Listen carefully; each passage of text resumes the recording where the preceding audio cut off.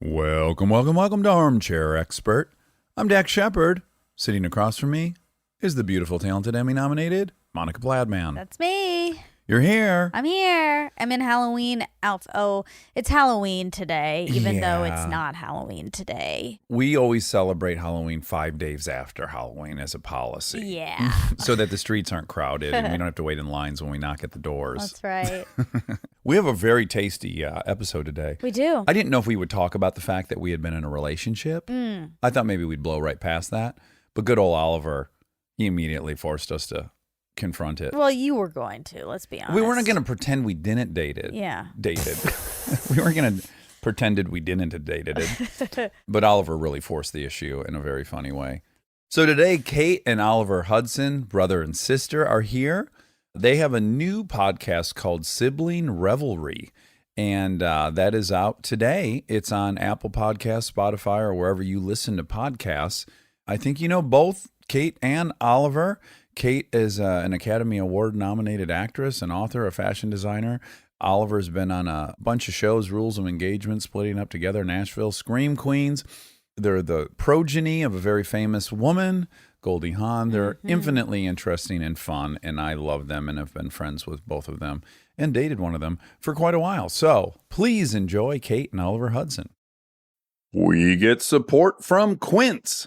So we've been talking about Quince a lot lately, and as we head into fall, it's the perfect time to reset your wardrobe with their amazing pieces. I think it's so fun to do when the seasons turn over to just spruce up your wardrobe with a couple specials, and Quince is the place. Totally. We're talking organic cotton, Mongolian cashmere, tailored chinos from just $60. Premium fit and quality you'd expect from a luxury brand designer. I love Quince. You know, I like it understated and subtle, and I like stuff that has high quality. And Quince checks all those boxes. I love a lot of stuff from Quince. Honestly, they have incredible premium denim, which is very important for fall. It's pretty much all I wear in the fall is denim. And Quince has such a good selection of quality denim. Their stuff is so versatile, timeless, and built to last that you just grab every single day without thinking. Right. And all of that for 50 to 80% less than similar brands. They go direct to ethical factories, cut out the middlemen, so you get all that quality without overpaying for it. We love that. And they do way more than clothes. They have bedding, cookware, bath essentials, travel must-haves, same deal, and great quality. Upgrade your everyday. Download the Quince app for app-exclusive offers or go to quince.com/Dax.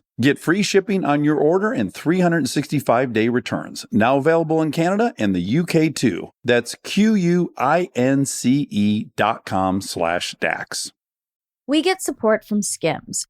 Oh man, do I love Skims. I've been living in the Skims lightweight cotton collection all summer, and I have to tell you, getting dressed has become so easy. I just throw it on. It just feels right immediately, whether I'm grabbing coffee or I'm on the couch all day or I'm out, even going to dinner. The cotton is so lightweight and breathable, which in this heat is a non-negotiable. The cotton jersey t-shirt, I just need everyone to know about this one. This one hugs in all the right places. It's very soft and it still looks and fits the same after months of washing, which is very hard to do, I feel, with t-shirts. I've been wearing the black cotton jersey t-shirt with basically everything all summer long. It goes great with any pattern skirt or shorts or pants. I mean, anything truly. I believe that's probably my favorite piece from the cotton collection, but they also have great lightweight cotton thongs that are so comfortable and they're cute. That is a very, very hard mix to achieve, especially with undergarments. I feel if you can find some that are cute, but also comfortable and do the job, that is a win. And Skims has really, really figured that out with the lightweight cotton collection. Shop Skims cotton and all of my favorite pieces at skims.com. After you place your order, be sure to let them know we sent you. Select podcast in the survey and be sure to select Armchair Expert in the drop-down menu that follows. He's an armchair expert. He's an armchair expert. He's an armchair expert. He's an armchair expert. Are you covering your chewing for people with misophonia? I'm just What is that ASMR shit, right? Well, that's the but opposite that's of people who misophonia. like it is. it. Yeah, that's- Misophonia is people who hate it. By the way, my kids are into the ASMR stuff. They're watching on YouTube, and it's like, I'm like, this is disgusting. Some dude I love eating it. spaghetti. I'm into it. You like, yes, for certain people, I guess it induces euphoria. In Wait, euphoric, Dax, have you Yeah. ever interviewed an ex-girlfriend? I interviewed a gal I had hooked up with, Andrea, Oh yeah. but not dated. Yeah. I've never been interviewed by an ex-boyfriend. Oh, you This will haven't? be so fun. Oh. No, it's been fun. Well, again, I don't want to trigger any old memories and be controlling, but you will need that microphone quite a bit closer to your face. Oh, how quickly we fall into our old patterns. It's strangely erotic. Yeah.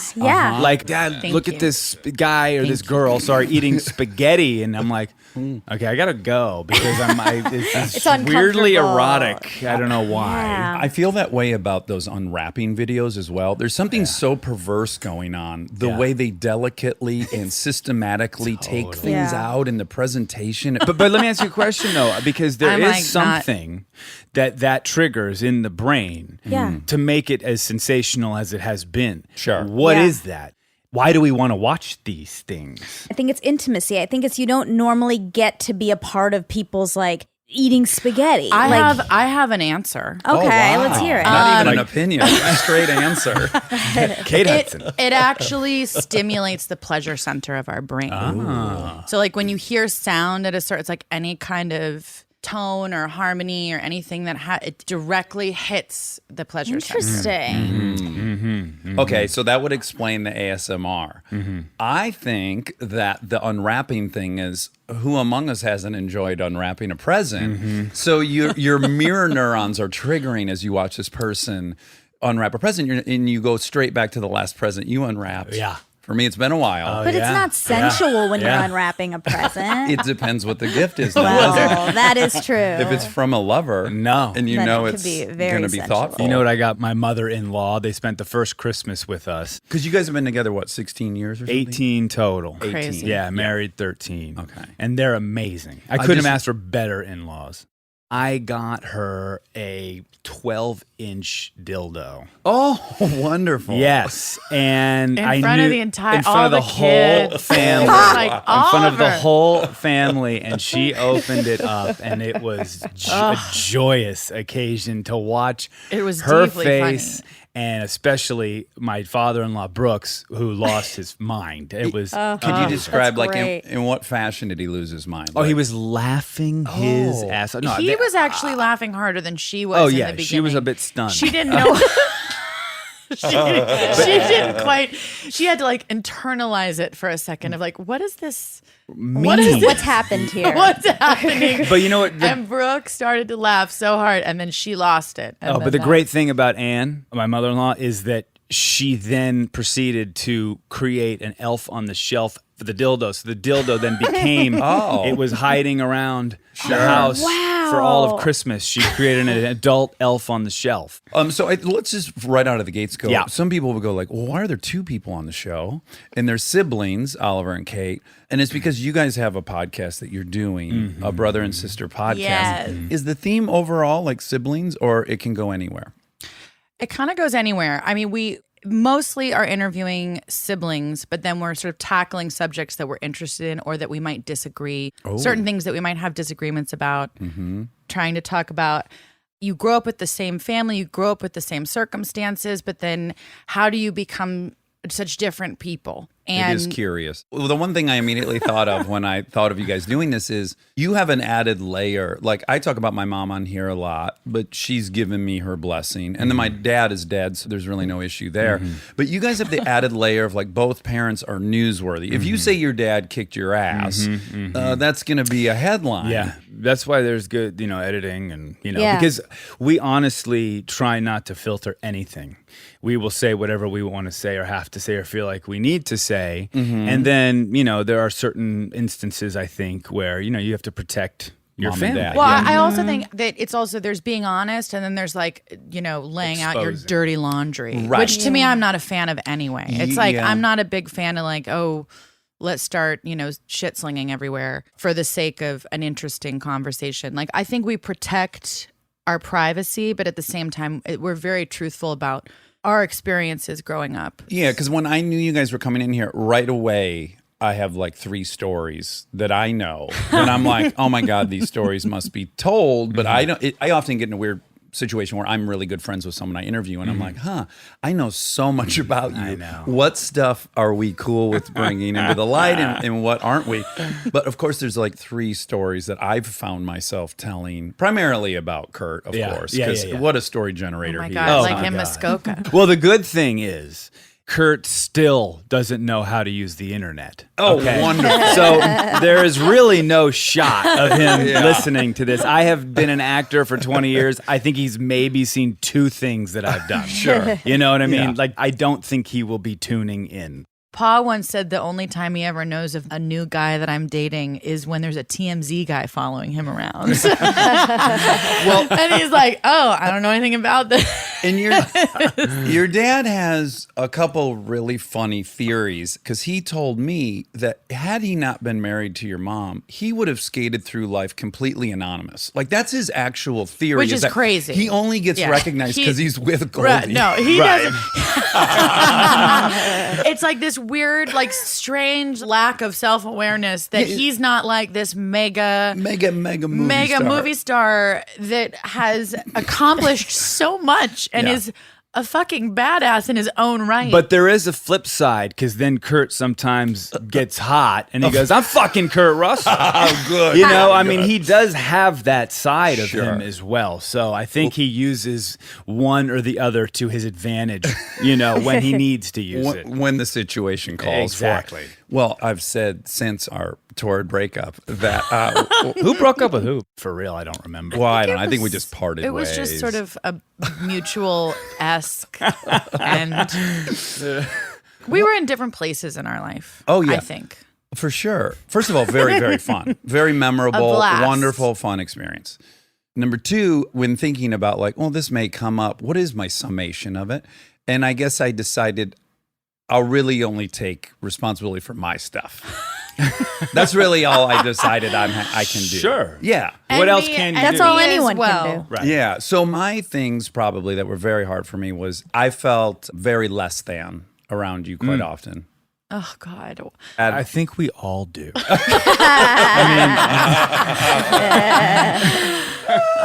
Especially Kurt. They only follow him if she's got a new boyfriend. Yeah, I think I was just in the point where I was not going to get hired for movies anymore. I had a bunch that didn't work. And I'm like, I don't fucking know what's next. And you were at that time making the most you ever made and having the most opportunity. And I felt very much like, fuck, I don't know what I'm doing. I'm following this person around as they do things I wish I were doing. It was just a rough period for me anyways. And then I felt all kinds of inadequacy in that position. How much do I love Dax? I know. Ugh. Well, the honesty. You know, you said something really interesting when we were dating, and you were right, which is like, and it's funny, I just brought this up with Danny because I did something that I recalled. Danny's Dax. her boyfriend, by the way. Danny's, yeah. And I did something and I went, oh my God, because Dax used to say it drove him nuts, is I'd always say, what? But I heard him. And he's like, I know you heard me. I know you heard me, but you're asking me to repeat myself again. And I'd be like, well, no, I actually don't know what you said. But then I was like, no, I do know what he just said. I don't know why and I did it the other day with Danny. And I went, And I was like, oh my God, Dax. And I looked at Danny and Danny just repeated, I go, honey, do I do that a lot? He's like, oh yeah, you do it all the time. And I was like, why don't you ever tell me that I do that? And he goes, because it doesn't bother me. There we go. And I thought, that's really interesting because, and then I told him the story how it used to About drive you Chris? crazy. Oh, I went And- straight to when we were breaking up, and you talked to Chris, and you kind of gave him my complaints about the relationship, and Chris goes, "It just sounds to me like he doesn't like your personality." Well, I felt like I did like your personality a we lot. did like each other's Yeah. personality. But you also said that you really wanted like a we in your life and that you felt that it was just about me. Well, I did. I felt like I hooked my caboose to like a speeding locomotive, which, by the way, circumstance called for. You had a child. Yes. I didn't. So that makes me infinitely more flexible. Now that I have children, I see the whole thing through a different lens. And yeah, you had money-making opportunities that you could not take. There was just a lot going on. It was like the apex of busyness and It was timing. Yeah. But Just timing. I want to get this And straight also the here. personality issue, clearly. Just No, because timing. our personalities are super compatible. It seems we like it, laughed yes. our asses off. Yeah, I bet. Yeah. I think It started as a joke. relationships- It literally, It literally started as a joke. Wait, we need to hear that Okay, part. let's go through the whole timeline. You Yeah. and I had our first conversation in the backyard of Tobey Maguire's house. Oh, yes. We were looking out over the city. The house was so nice. Yes. We both recognized that we didn't have houses that Yes. nice. And we started talking, and within the first 5 sentences of us meeting each other, we told each other how much we had in the bank. Yeah. Oh, my God. I remember this. wow. That's fucking right. I remember this. So not surprised that was what happened with And I you. So was like, typical. I I was know, like, right? oh, this is a real dude. Like, this is a dude from Michigan. Where not everyone's not crazy weird about money. Right. Like, hey, Right. yeah, like I'm kind of doing okay, I guess. I can't buy this house. What are you doing? And I think much you money had do like you have? 70 grand in the bank, and I'm like, I think that's exactly what I have in the bank. And it was just a fast pass to becoming buddies. That's funny, but it's interesting. I'm still like that in that I don't know why people get so uptight Yeah. about money and talking about money or how much they make. When I'm doing TV shows, I'm asking all the cast like, "How much you making?" And they're like, Are we getting paid? and like, "That's cool. I make this much." And they're like, "Okay." Well, I can say that when I did Parenthood, I made myself a mental promise I would not find out what anyone else made. Right. Because I was like, I think I should probably be making a little bit more, but it's plenty of money to go say lines in front of a camera. Right. If I find out my child, is this his first acting job, is making twice as much as me, it might ruin the experience. Right. So I don't want to know. And it turned out I was much happier never knowing what anyone made. Yes. So I also see that with coworkers. Yeah. But anyways, I would say you and I kind of fell We did. hard, and we started did. playing poker a Yeah, lot together. yeah. But I'm trying to remember who the first person that like mentioned Dax. Was it you? To you? Yeah. I don't know. I In my said- memory, you guys were just all of a sudden started dating, and Well, I have the perfect memory Okay. because there was a huge status imbalance. So I remember every detail of it. So we had played poker 3 dozen times. So one night you were there. Oh, the Kate. poker. You came to poker. Yes, And I I'm remembering. gave you the platinum package. You- I gave you 130% of everything I had to give. Right. I don't know if I won any hands that night. I wasn't paying attention. I was like the almost famous girl's here. Yeah. She's cute. And here's my light on the brightest setting.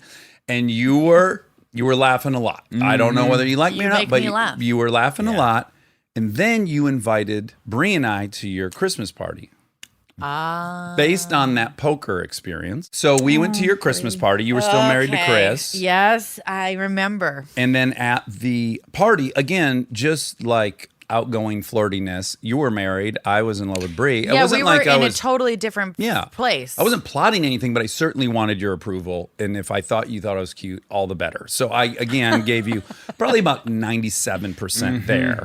'Cause then about a year went by, or maybe, I don't really know. Oh, Yeah, no. longer. Well, that was a Christmas About party. 2 so years. Was it? I don't think it Yeah, was that long. because I started dating someone before I dated you.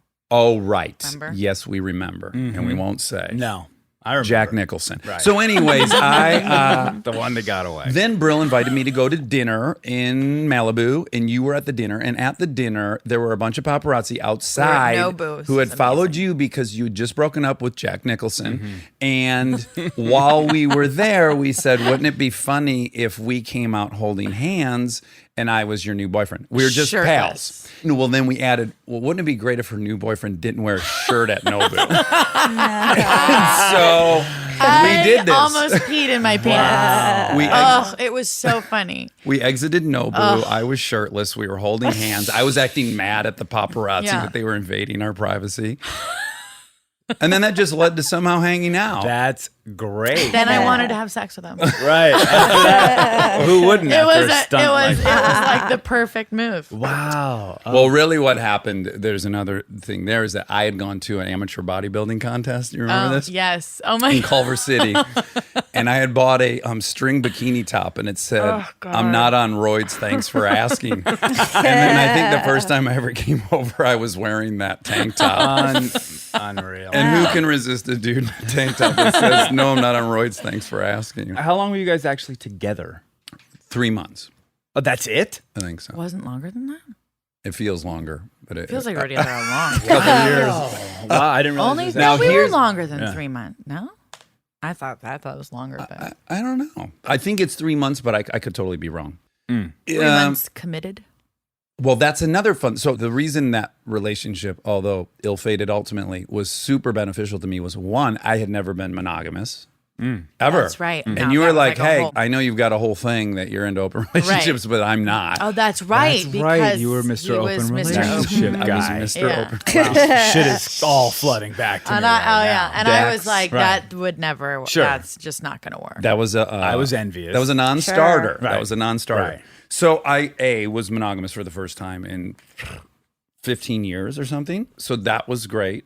And then 2, I literally learned how to say, when you do this, I'm scared and I feel this way, which Bradley forced me to do, because you and I had fights that I really hadn't had with people. Yeah, we did. Have We had fights. some big old barn burners. Wait. What were some of these fights about? I'm curious because I wasn't privy to these fights. Like, Honestly, what was I what was the wasn't rub? giving Dax what he needed in any, and I was making choices that were not relationship focused. But again, we were a month in. I don't know Yeah, that you should yeah, have. but Yes. it was- So what I a hear though lot is you're fast. taking a lot of I- the blame for these fights. Yeah, no. If Well. look, if I was to, I have to say, I was not ready for what Dax Was selling. I was out of a relationship that was really hardcore. Rough. Then Dax and I, it was so much fun, and then it just got hot fast. Yeah. It got connective, and I wasn't prepared.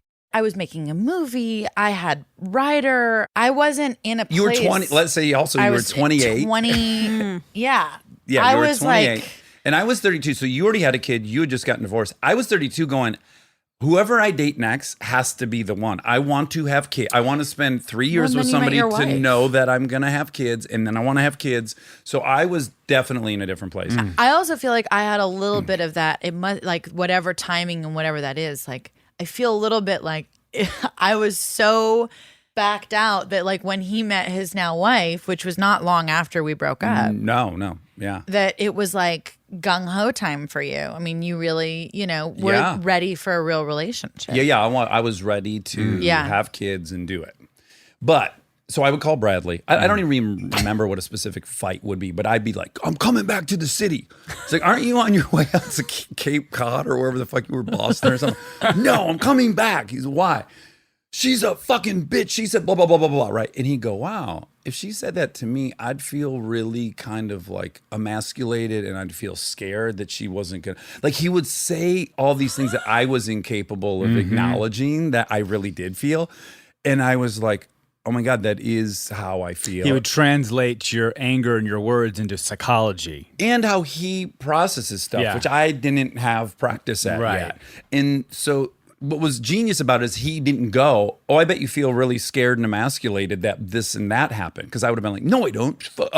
Right. He just said he would feel that way. And then through that, I was like, yeah, I feel that way too. Yeah. And he's like, you got to go tell her that. And I'm like, I'm not going to fucking go tell her that. That's like basically, I felt so...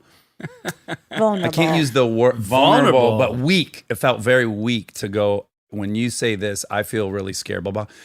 And I did it once, and you were like, I don't think I've ever heard a guy say something like that. And I was like, oh my God, the reaction is positive, that I'm not a wimp, that was strong. So for me, it really like positively confirmed that that's Enforced. how to do it.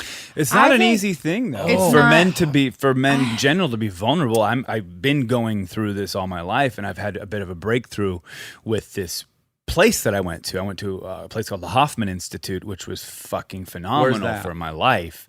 It's basically breaking down in a week. You're there for a week, no phones, nothing. You are off the grid with 40 other people. It's about parental patterns. It's about the adoption of parental patterns, negative love patterns that you have, adopted at the age of an infant unconsciously, and how they have affected your life. And you can go back into generations, basically. And this is part of the reason why your great-great-great-grandfather, there's a similarity between some of the emotional scars that you all have. Yeah. And it's about breaking that. I mean, this is a whole other conversation, but I was dealing a lot with vulnerability, and it was a different kind of vulnerability. It was about expressing love. It was about me being able to look at my sister and say, I fucking love you. You're so important to me in my life, and I don't know what I'd do without you. If I felt that, it would hurt me to say it. I would go into a shell. And with Erin, my wife, it's like, she doesn't even know the half of what I'm capable of giving her. And that's what was an amazing thing coming back. Was your fear that if you say that to somebody and you give them that, that you are now at risk or vulnerable to them now owning you or misusing you or 100%. Yeah, and that's all family of Or origin leaving stuff. I mean, or look, we bailing. come from we're Dad like left. we're like the Yeah. poster children for abandoned children. And then we have this very blessed, privileged life. So you sort of, as you grow older, you kind of tell yourself, like, I'm an asshole if I allow myself to really kind of go there with, like, oh, I was abandoned. And, I can just pick up my bootstraps and keep going. We don't need to feel traumatized by this. We're lucky kids. And then you get older and you start hitting these roadblocks and you realize, oh, I actually have to feel something that I've never allowed myself to feel based on my circumstance. Yes.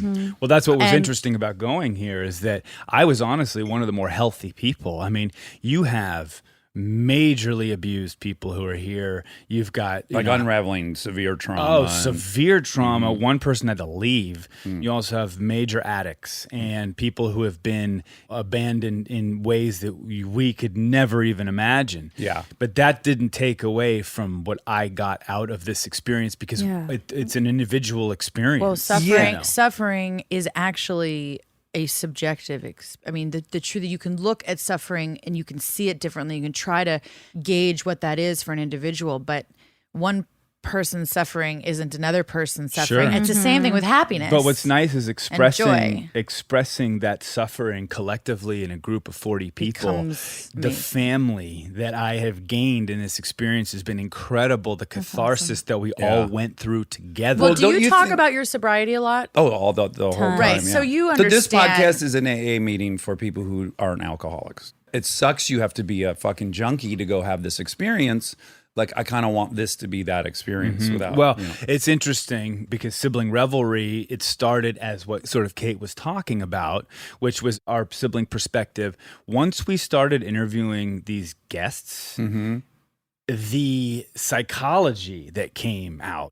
Perspective is everything. Oh, because at the What? That was sincere. You thought, look how good her radar is. Did you see that? Well, were you? I just know. I think I made a weird movement Yeah, towards my it's coffee, his- and she interpreted it as like me bailing Uh-huh. out, but I wasn't. But his at all. his No, but- eyes got bigger too. Yeah, Like, he got Well, I was compensating. This is excited, cute face. I was compensating because it looked like, oh, I don't want her to think I'm bored drinking coffee, so I made my eyes extra big. Like, I'm still listening, and then it probably just looked insane.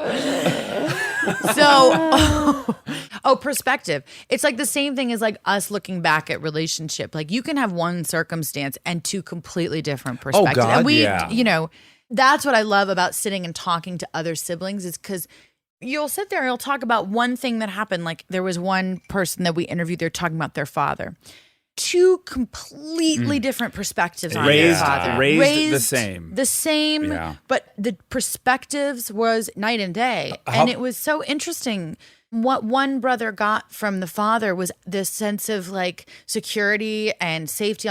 And what the other one was the exact opposite. Yeah. And if you guys had, I'm sure you have, where my brother and I will start talking about something that should be very memorable, like us watching my mom get her ass kicked by my second stepdad. And I'm like, oh, yeah, I remember sitting on the stairs in the lower level watching. He goes, no, we were at the other apartment. And I'm like, no, we weren't. I can see the carpet. I can, like, he's like, no. And I'm like, That is so fucking dramatic. How on earth are they ever doing like police recountings of crimes and all that? Like just to know he and I were in this most significant event and have entirely different locations. I think that's why a lot of therapists or psychiatrists, they talk about process versus story and content. Because like people's stories and contents shift and move. Yeah. Is why I think like what we're doing right now, and also we're actors, we're storytellers. We love breaking shit down, right? Sure. So connecting is everything. But then when you start getting into the story of something, you're not going to connect. Malcolm Gladwell's new book is about how fallible memory is and how it works, like how you layer on and how it just is a story that, you know, just we're very, very bad at actually memorizing everything that happened and recalling it. It's scary. Yeah, that's why it's like it's not necessarily about the details. The details.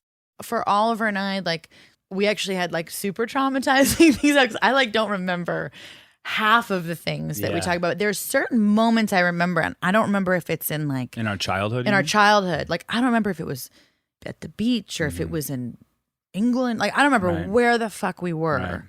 But I do remember, like, I'll have very sort of visceral moments where I'll see Oliver's face, like, really sad. Let me ask you a question. Yeah. What is your most traumatic childhood memory?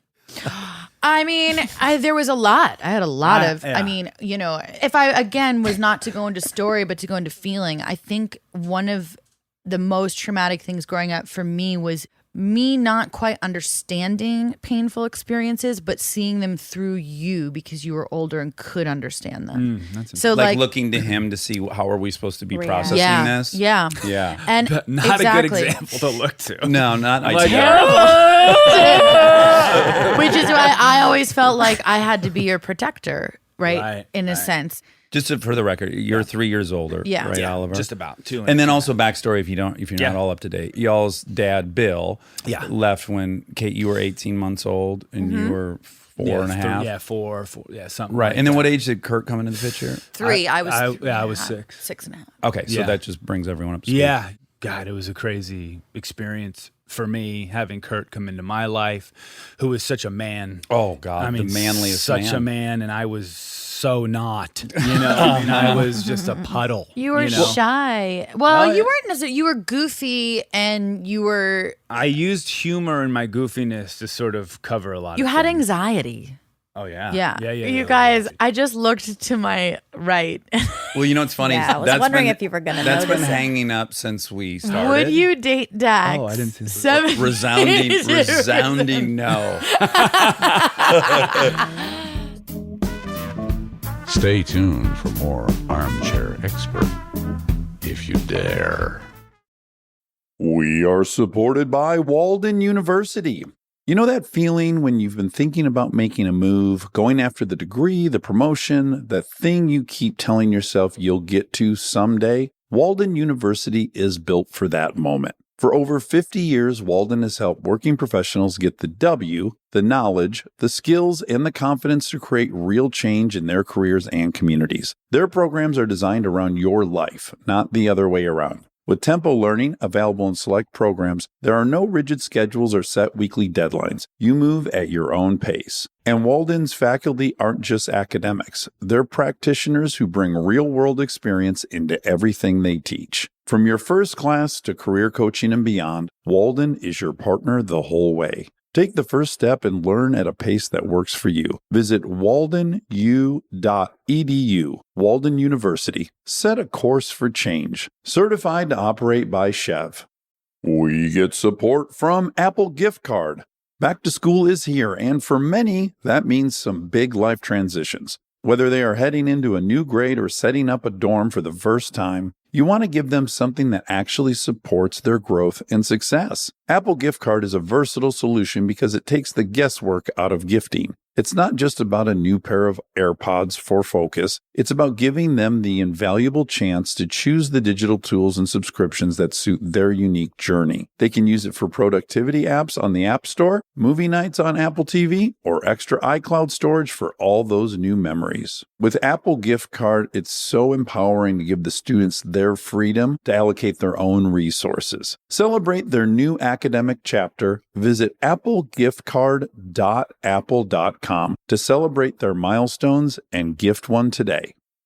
This episode is brought to you by SoFi, the all-in-one finance app where you can bank, borrow, and invest all in one place. Let's talk bank accounts for a second. The average bank savings rate is 0.39% in interest. You're earning pennies on your savings, but it does not have to be that way. With SoFi high-yield checking and savings, the money barely making moves sitting in your savings account can earn over 8 times the national average savings rate with eligible direct deposit. No account or overdraft fees, which feels rare these days. You can get your paycheck up to 2 days early, perfect for getting ahead of a bill or grabbing what you need right when you need it. Plus, get up to a $300 welcome bonus when you sign up with eligible direct deposit. Sign up for SoFi checking and savings at SoFi.com/armchair. SoFi checking and savings is offered through SoFi Bank NA, member FDIC. Terms apply. This episode is brought to you by ServiceNow. Look, I have my dream job. I get to talk to folks I admire like crazy and ask them virtually any question that I want to. I can't imagine a better way to spend my time. But even dream jobs have some not so dreamy parts, the stuff that gets in the way of the actual work. Now, that's where ServiceNow's AI specialists come in. They don't just tell you what you should do about your busy work. They actually do it, start to finish. Cases closed, requests handled, no extra work for you. So you and your team can focus on what matters most, which for me is, are they obsessed with male bodies on the same level as I am? They never are. To learn how to put AI to work for people, visit servicenow.com.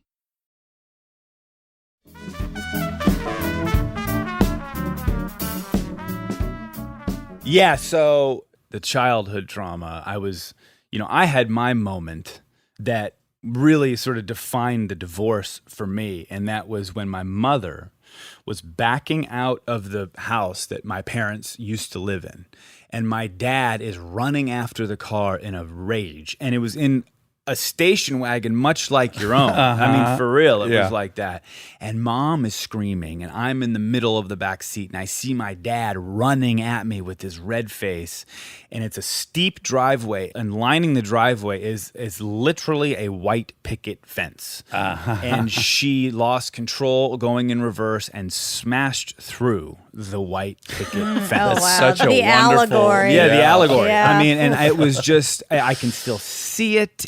I don't remember any of this. Oh, it's so gnarly. In that moment when dad's running at you, are you A, scared, or are you B, going, I've let my dad down, I'm deserting my dad?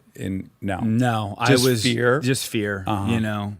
Interestingly enough, my dad and I, at this point in my life, we have somewhat a semblance of a relationship. Now, we've never had one before. Now, it's mainly over text.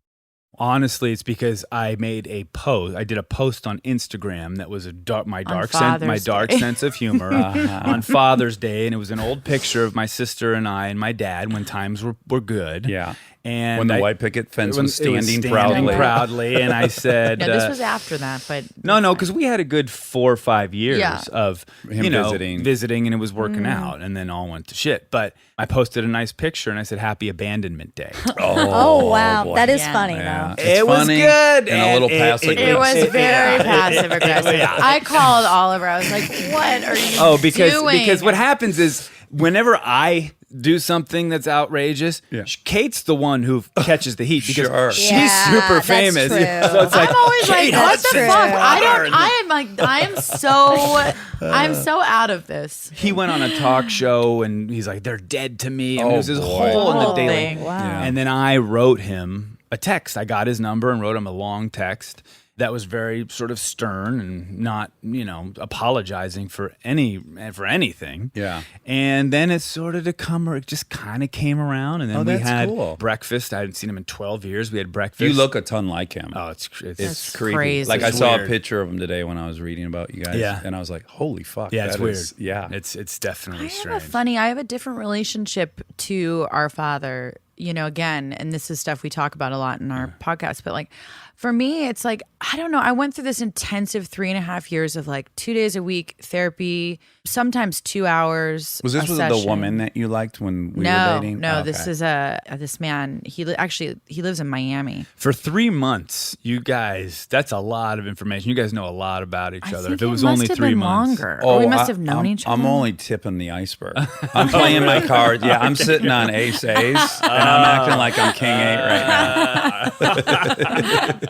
So for me, my relationship with Bill, it's like through my 3.5 years of therapy, that was like all about, I have to break this pattern that I have that obviously comes out in the relationships that I'm in. And I just was able to forgive him. I realized that a relationship with him is not something that I was interested in having. But I love him. I don't hold any animosity. I really recognize that it was whatever his inability to sort of connect with us was coming from a really painful place. And Yeah, no one picks that version of No, parenting. Wanna This be- is the Yeah. Hoffman experience that I had with my dad. Yeah. And this is why I had a personal catharsis in how I feel about him versus how I felt about him prior. Yeah. he had his own challenges, and they were real and they were hard. And I have so much sympathy and forgiveness for them. That being said, I don't have a trustful relationship with him. So I don't choose to continue that pattern. Yeah. Yeah. Yeah. And Oliver is different. He, I think being the son too, I didn't have Yeah. a real base or foundation. Well, with you him. kind of have what I assume I had, which is I have no memory of living with my dad. He left when I Yeah. was 3. My brother had 8 years with him. Oh. So he had this fondness for him and this like inner love for him that it took towards the end of his life that I could get to. Oh yeah, for sure. But I mean, our dad's father left the house when he was 5 years old, never returned. Yeah. Right. My dad didn't have the tools to become a better or different or more evolved person. I mean, this is what he was dealt, and he wasn't able to sort of draw any other cards. You Yeah. know what I Yeah. mean? Like, It's also nobody talked about this shit openly. No. I mean, generationally, like now, all of a sudden, the research is in, and everybody's sort of like, Yeah. talking about, realizing that the more we talk about it, the better. The Well, yeah, changes. I think the whole goal is easier like the you're changes trying to happen. understand why you do the things you do. And you have a list of things you don't want to do, and you have a list of things you hope to do more of. And you start wondering, like, why am I doing that thing? You know? That was another crazy breakthrough I had when we were dating is we got in a fight over the phone when you were in Boston, and I had never connected these dots. We got in this fight, we hung up the phone, and I had this like carnal, visceral emotion, like horniness. And I was going to text this girl that I used to hook up with. And I was like starting to text this girl. And for the first time ever, I was like, that's curious. I got uncontrollably horny after having a fight. And I was like, oh, my body takes care of itself. Like, this is a distraction. This is a way I can feel good right now. I feel powerless and I feel little. And this activity I do makes me feel powerful. use And self- holy fuck, my brain's that complicated Well, and outsmarting me. And I'm like you. I think Sexual people- self-soothing. Sex has always been that. you know? Yeah. But this is for so many people. They just don't talk about it. I mean, Right. like you obviously coming from AA, those patterns Oh, yeah. funnel themselves and other things. We talked about that. Like Yeah. sex. I Yeah. mean, what a great dose of dopamine Yeah. to get when you're kind of feeling a little out of control, right? Yeah. Easy. It's easy. a great way to regulate the inside with Yeah. something from the outside. One of the things that my therapist did with me, because I would just always find myself in a relationship, whether I wanted it or not, my therapist basically said, done, you're done. No more You relationship. can't flirt. You can't. I was like, come on. I want to flirt a little bit. What do they call that? fun. Intriguing? Nope, no flirting, no nothing, no texting. If a guy texts, you don't text back. Oh, wow. For a year. Yeah, I think you were talking about on Stern, and I was like, I was trying to imagine you, just flowing through life, no flirting. No I flirting. I'm flirt so with flirtatious. everybody. I flirt with men. I Yeah. flirt with women. Yeah. Yeah. So it was really interesting. And then What did you find out? What I found out was it's sort of like, I think how they take people through like the love and sex, where they have to like kind of shut all of that off for Yeah, a yeah. second and sit with the uncomfortable moments. And then about 3 months in, some text started to Sure. Pop up. and I was like, oh shit, that Yeah. Then I got down. I got depressed. It was uncomfortable. I didn't want to go out. I didn't want to like do anything. I had no mojo. I had no sexual feelings. I just kind of went so inside of myself. And I used to say to my therapist, I'm just feeling unattractive. I don't feel, and we would go through why, we would go through, then all of these things in my life started popping up, like changes of perception on certain people in my family, understanding triggers with exes, realizing all the shit that I do, really not being distracted, looking at how I am as a parent and being like, I've failed in some places that I need to like fix, and not making me feel bad. All of a sudden, like everything started refocusing. It's like an identity shatterer, right? I mean, it's Yes. a big component of our identity.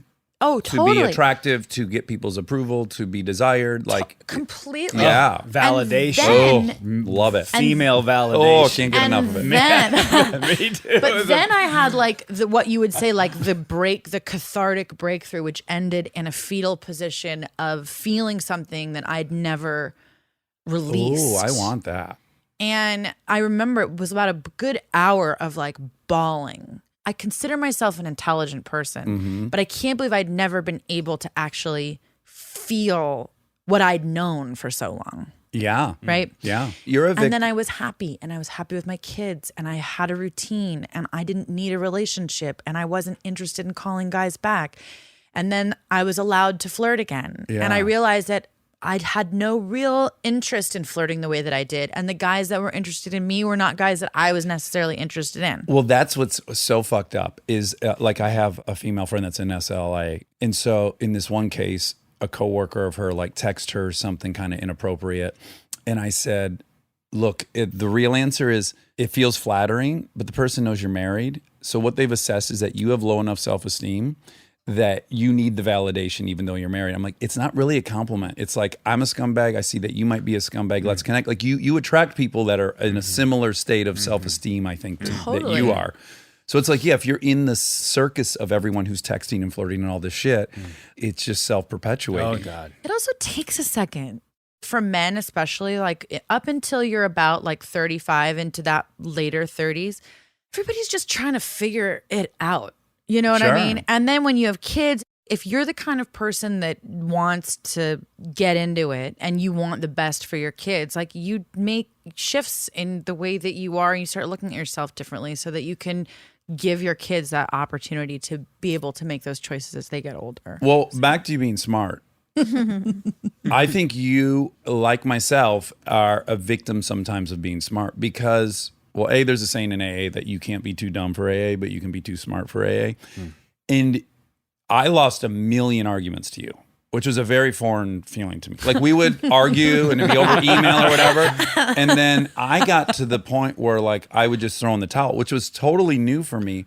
And then I could see myself through you where it was like, you won this argument, but I don't feel any better. Like I still feel scared and all these things. So you won, but I still feel like shit. And I was like, oh, all those arguments I won with previous girlfriends, I won them. I didn't address how they were feeling. I didn't make them feel safer. I didn't do any of that stuff. And I just think so many times your gifts can also be your like Achilles. Well, you were also the first healthy relationship I probably had ever had. Now, Chris, a love of my life. Yeah. Hands down. Yeah. I mean, Something cosmic. something seriously cosmic. Yeah. In our life with Ryder, I've been the subject of his hatred. I've been this, but I always am just like, you know what? Love of my Your life. soulmates. Yeah. Yeah. But I couldn't be with him, and it was unhealthy. Right. There were unhealthy aspects of our relationship that would never have allowed me to be able to be in that relationship. And then I honestly think you were the first person who had healthy patterns, that you were creating healthy patterns. The way you journaled, the way you wanted to communicate, what you wanted from the relationship. Like everything that you were doing was going towards a healthy relationship. And I was like... But have you always think- been on an evolutionary path? Meaning like you're always constantly evolving and you know that, and it's always about sort of bettering yourself, even if you're taking 10 steps backwards. I think sobriety was the turning point. I don't think like with Brie, I put in the amount of self-reflection that she certainly deserved. Right. And we had, maybe like you and Chris, like we just fit in this great way that was very symbiotic and easy. We didn't fight. We didn't do any of those things because it didn't seem like something needed correcting. I wasn't going to go out of my way to correct it. But I think it's all from having to get sober. I think it's so evolved to have the recognition that someone is my soulmate and I can't be with them. Yeah. Like Wasn't- I always- almost no one can do that. People say like with Chris and I too that it was like, oh, you were so young. And yeah, I was. But like it really, I mean, I just love that man. Yeah. But there's just no way. I mean, and I think he probably feels the same way about me. Well, just hard to that get reminds me there. of one of the times I felt inadequate or less than was like you were telling me about y'all's first date, and you're like, "Yeah, we took the Concorde to Paris," and I'm like, "Well, no shit, you fell in love. I'd fucking fall in love with anyone who took me on the Concorde to Paris. Like, how are you even evaluating this?" But Chris was the first. Chris made me feel unconditionally loved. I'd never felt that way before. I still know he loves me. He was my great teacher as well as Oliver for that in terms of men, of like showing real. And you and Chris had the most romantic relationship. Well, It they were was- back and forth to Paris. They were, They were no, it really was like that. They were on the road with the Black Crows, Yeah, one of the yeah. biggest bands at the time, Yeah. and they're getting clothes like made for themselves, and Yeah. then they're in like Paris, like smoking cigarettes, and it's raining, it's and drinking red awesome. wine, and they have a photographer, Darren, who's working with us now, who has just traveled with them everywhere and took photos of them, these beautiful photos. So, I mean, I was with Aaron at the time, and I was like, wow, like, yeah. we're cool, but like this, Yeah. we need to step it up somehow. Like, Well, you know what story I sometimes tell? You and Chris, who was the designer's house you went to? This is one of the best stories Oh, ever. Valentino. This makes me like him so much. Even though I don't think, again, in reflection, now that I have kids, if I saw my daughter on someone's shoulders, I'd go to their house and slit their throat. So I totally, whatever animosity he had towards me, totally warranted, and I get it now. Oh, right. I didn't get it. Ryder, like, Yeah, 'cause- hey, Chris. Yeah, well, I was like, wait, what are you talking? I love this little dude. Right. And I love yeah. giving him fucking whatever you call that, shoulder rides. I think you for Ryder was like he was so little. It was like my really big, strong friend. I mean, Yeah, you would yeah. like. Oh yeah, I loved him. It was so fun. But yes, it was a big mistake. I shouldn't have ever been out in somewhere where you could get photographed with a kid on you. Anyways, you guys went to whose designer? You got invited. Valentino. This you've heard. I've told you this story, Maybe, Monica. yeah. Oh, All right, it's hilarious. hit us with it really quick. It's so good. Well, first of all, it was Ben Stiller. He had done this photo shoot with Anna Wintour. It was a Vogue. It was this weird little place. And somehow we're sitting there with Valentino, Anna Wintour, me and Ben. And she says, oh, you must go to Valentino's house. And Ben and I go, oh, okay. And we were excited about it, but it was just as strange. It's also weird. It was a little like, Yeah. this is a strange grouping, you know? And so we both had to go to our, respective spouses and say, so we're going to Versailles tomorrow for dinner at Valentino's place. And Chris was like, this was not what we were planning on doing in our one night in Paris. I'm like, it'll be great. It's Valentino. We have to go. Cut to, we drive an hour out. We get there. It's a mile-long driveway. It's a perfectly manicured lawn. It's insane. There's literally like 8 men waiting for the cars. It's just me, Chris, and Ben Stiller and Christine. I mean, it's like you couldn't, it was like the hillbillies coming to Versailles. They have white gloves, no joke, and they open the doors and we come out. And Valentino, there's like a moat over his God bless him. chateau. And he's got these two beautiful nephews with him that are like wearing white linens. And he comes in his smoking jacket and he's like coming over the moat, and hello. And we're like, oh, and all of a sudden all of our voices change. And we're like, oh, hello, Valentino. And he's like, would you like to walk through the gardens? And we're like, of course. We always And do. Ben was like, literally no joke, which is one of the greatest moments of all time, was trying to relate. And we are in like, I mean, these gardens have been growing since like the 13th century. I mean, it's like, he's telling this story about, oh my God, there was a red rose in the garden once. And like none of us knew what the fuck he was talking. We're like, I remember saying to Valentino, like, well, what's wrong with a red rose? He goes, oh God. He goes, there's no red roses in real gardens because it's like, I don't know, it's some kind of, I don't know what it is. Anyway, so we're trying to relate to this. Then Ben starts going, he's like, I'm actually redoing my landscape. Because this is really inspirational on Outpost. His Outpost. Oh, it's so deeply funny. Anyway. Herb garden. Oh my God, there's like a deer. There's like a, so now, and then Valentino feeds Ben a blackberry, which was even funnier because Ben hates berries. Yeah, he's like, the berries are so good. Ben, try the berry. And Ben's like, oh no, it was like that moment. And Ben's like, oh. And then the nephew's like, oh, sometimes I come to the garden and I like to bring my guitar, like trying to relate to Chris. Sure. Chris goes, yeah, because I'd like to come here, sing the blues, I ain't got nothing. I ain't got a dime. He starts singing this like blues song to this kid. Now we go in, we start eating. This table's insane. It's got like sterling silver everything, and there's the serving, but you realize slowly that Valentino, he's funny, and he really took a liking to Chris, and he looked at his jacket and he goes, "What is this?" And he goes, "It's Gucci." He goes, "He's nice." Right. So like he started having this little thing with Valentino. Chris is a dandy. You can tell like he looks like a homeless person, but then when you start looking closer, you realize everything's very placed and really nice, Yeah. But then we sit down and it's kind of quiet. It's a little awkward. There's a lull. I mean, it's like, okay, it's so formal that we didn't know what to do. Are there like forks clanking? Yeah, it's a little funny. And A servant coughs. Totally. Chris just sits. Clink. And it's I'd say about a good 2 minutes of silence. And Chris goes, so, Valentino. And he goes, yes, Chris. He goes, I'm glad we could all be here because, look, I need to borrow $5,000.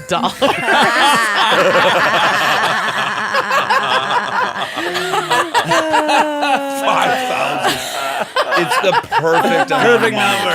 Amazing number. Amazing. Very number. few numbers would have worked as well. started Because to it laugh. could be real. Anything in the hundreds Right. is obviously a joke. Right. Anything beyond that, again, is 5,000 preposterous. $5,000 is, yes, And just... Ben started to laugh, and Valentino laughed so hard, and that was it. It was, it just, $5,000. we had the best night. We had the best dinner. It was so much fun, and it ended up being one of the great stories / moments. Yeah. Oh, it's so good. Right. Some You've good done jokes. some cool shit in your life. I have. I mean, really cool shit. I saw, I turning 40, it was interesting. Everybody's like, oh my God, like, isn't it weird to be? And I'm like, no, I've done so much in 2 decades. It's like, But a lot. do you find that, so I've got to do a trillion things I shouldn't have ever been able to do, and they were really fun. And then also I feel super grateful to have that rare gift of all that indulgence to go, oh, but I still feel the same way when I look in the mirror. It's not the shit that makes me feel good. It's not the stuff that gives me self-esteem. Because had I not gotten it, I'd still be buying into the fantasy. Like, well, if I just had this amount of money, I'd feel good. If I went to the fucking Patriots game and walked down the field like we did, I'd feel great. I do for an hour. Well, it's there's fun. no like, there's no foundation under that. But you've built that. I like really go there with things. Mom always said, like, I jump in the deep end, like, and that's emotionally, that's in the things that I'm doing, that's in my businesses. Like, I like to go deep. It's sometimes why I think friends don't like hanging out with me is because they know they have to like go there with me a little bit on like the real things that are happening in life. I can have a blast and go hard over here and have a blast with surface things. Yeah. But I'm always wanting to go to that place that's a little bit more. Yeah, it's probably much different for me because I grew up in Michigan on a dirt road looking at all this, and I had a fantasy of what all this felt like, and it just didn't feel like what I thought it was going to, which is not bad. It's just I feel lucky that I got to find out, those weren't the things that made me like myself. Well, it's also, I honestly, there is this weird world inside that like people are friends with certain people and it's Yeah. very political and you have to show up to these things. And it's like, I'm not attached to that in any way. And I think because I grew up here, yeah, seeing that with like, all of it. right. Like to me, that is not a measure of success. Yeah. To me, like going off and living in Paris and like having a real experience or my experiences while I'm shooting something, that's where it is this whole weird political world that we live in Hollywood can feel very empty. Yeah, Well, my shit comes from my family. Like when I've thought so leaving LA, often- going to Colorado, experiencing the mountains, being away from everything. But can we back up for 1 second? Because you, by any other measure, have an incredibly enviable career. Like Yeah. me in Michigan, looking at Oliver Hudson, who was Right. on a TV show for 7 years Right. and been in many TV shows. Yeah. I want Oliver Hudson's I life. try to remind myself of It's almost impossible, right? Because No. we are comparison machines. Well, exactly. And this is a huge part of my neurosis, which I've been working on and going through, which is that comparison, which is a fucking death pattern. I mean, Yeah. because especially Your- in my your situation. mom's a legend, your stepdad's a legend, Stars your sister's everywhere. approaching legendary Right. status. Yeah. And then now, and then now I've got my little brother who's fucking. He hurts his groin playing hockey, and he goes, "Yeah, I'm gonna be an actor." And he's then phenomenal. he's like Marvel and fucking this, and he's sick actor, and I'm like, I'm gonna move to Colorado. No, but it's really been a beautiful thing for me and in my growth as a man, as someone who wants to be in this business, and having to sort of recognize these things, recognize the comparisons that I make that are just so outrageous. Just trying to live in my truth and live in my happiness. Yeah. And at this point in my life, especially being in the mountains and especially having this time, has created such stability in myself, in my wife, in our relationship, in our family. Yeah. And now I'm like, okay, money doesn't buy happiness, but I'm happy. So fucking back up the Brinks truck. Sure. You know what I mean? Oh, I Like- don't not want it. Right. It's just not the thing I Right. thought it was. No, I Yeah. totally get that. And there are two different perspectives on that. And that's my sort of situation right now. It's like things are great. I want to focus on my career now and get my shit going.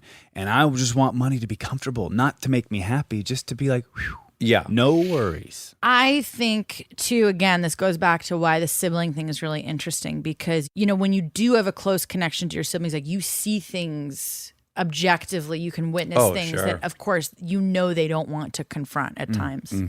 And Oliver could be looking and having comparisons as an actor to the success of like our family.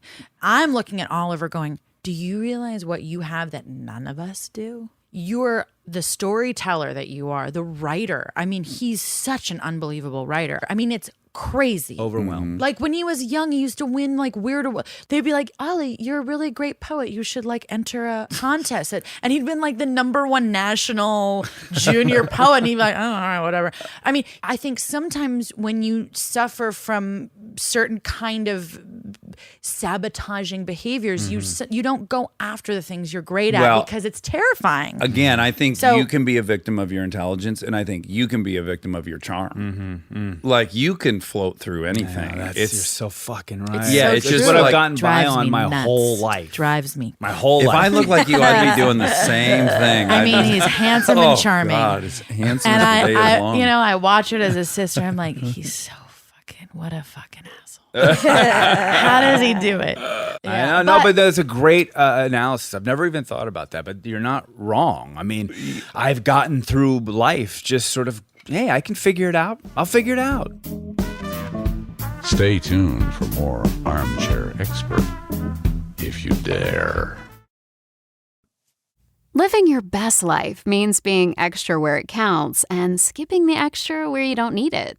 Like in your cleaning products. That's where seventh generation comes in. Their bio-based cleaning power delivers a powerful clean with nothing extra in the bottle. Need a dish soap that cuts through the tough grease? A detergent that tackles the worst stains and odors? Seventh generation handles it all without any dyes or artificial fragrances.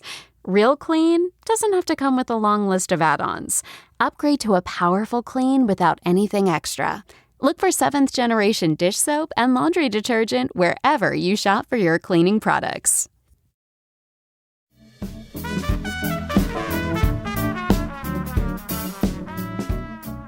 Well, and I wonder, in the midst of all that, like the comparison stuff, have you gotten the same pleasure out of having kids that I have, in the sense that it's the first thing I've attached my identity to that's real? Mm-hmm. Like, not writer, director, actor, comedian, all these things that are someone else can potentially decide whether I'm those things. Yeah. But the dad thing is like, oh, I'm a fucking dad for life now. That's a real thing. Yeah, I was born to be a father. Yeah. It's my favorite thing to He's do. the It's my best number one priority over dad my on the career, over planet. everything. It's literally, this is it. This is all I care about. I mean, not all, but it's about being with my kids, but it's also about just making sure they're good human beings. Yeah. School, fine, whatever. I just want them to be good humans. And when you talk about identity, there's a danger, though, and I fell into this trap. I did this show called Nashville for 2 years, and Wilder was going into first grade. And I was away a lot, going back and forth. Yeah. And he was a confident kid all through his life. Something happened in first grade where he was just shattered, anxiety-ridden, and we couldn't drop him off at school. I had to sit with him for an hour. And Aaron did as well for 2 hours. And what happened was I began to attach my identity with his. Sure. And I started to feel these things. And then it became this vicious circle because he's feeling me and I'm feeling him. Yeah. And I was losing it. I had panic attacks in Nashville. I had to go on Lexapro. I was like fucked up. Yeah. And through therapy, we see the same therapist. Family therapy. I had to learn to detach myself from him. Yeah. And the minute I did that, it took a few weeks, but we both started to heal a little bit, which was gnarly. Well, we were talking about this study that just came out that John Hopkins used to treat children that were going through kind of developmental issues, right? And they would treat them with therapy. And then they decided, let's try to also treat the parent at the same time. And they got some better results from that. And then someone said, let's just treat the parent and see what happens. And that went up like tenfold. Just because you're right, they're an extension of your own ego, which is super dangerous. Right. Well, you also think when you start going, like I started remembering all these things that defined my choices in life. Like, remember one thing in particular, I always go, why did I never sing? Because that is my great passion, like music, singing. Why did I never really do that? I was terrified of it. Why do I have such terrible stage fright? And it all boiled down to this like one moment that was so tiny. And I'm sure it wasn't that parent's fault. I'm sure they didn't realize how defining that was for me. It was literally career defining. I was really excited to share something that I had recorded. And that parent listened to a verse and then ejected the Tape. and said, that's great. And I was like, no, but the bridge is the best part. You got to see. And I must have been 7 or 8 and just was like, no, I got it. I heard it. And that was it. And it was devastating. Yeah. Yeah. So I was left with. Oh, we certainly do that stuff all the time. We don't even know. That's what I'm saying. Yeah. And Oh, I God. didn't even realize it until I was doing all this therapy. Because, by the And way, I your was kid's like oh my God. 70,000 things. So if they're yeah. like, Dad, watch me climb the roof, I don't know they're an aspiring mountain No, I climber. know, I know. don't know I'm killing their I know. fucking That's what I'm spelunking saying. dreams. Yeah. Now I communicate differently. I want to hear everything. I want to know everything you want to do. I'm just a little in my own head right now, honey, and I gotta like tune out for 1 second, and then we can hear this later. Yeah. Right, I have right. guilt. Right? I mean, all over that. I have guilt because Dad left, and now I'm like a fucking hyper parent. Oh, of it's like, crazy. "Well, that's really good. Like, do it again. Maybe you should make a career out of this. I'm here to support you. I'm like he's a fucking also crazy person. Oliver is truly super dad, even to my kids. Really quick, when I was, again, reading about y'all, which is weird to read about people you already know, it lists your like 3 baby daddies. This is back to you going like, well, I had a great life. I feel guilty acknowledging maybe I had some things that were not desirable and that I probably need to look at them. But I was just looking at the thing today. I've never added this up in my head because I don't even know about the third child, but 3 children with 3 musicians.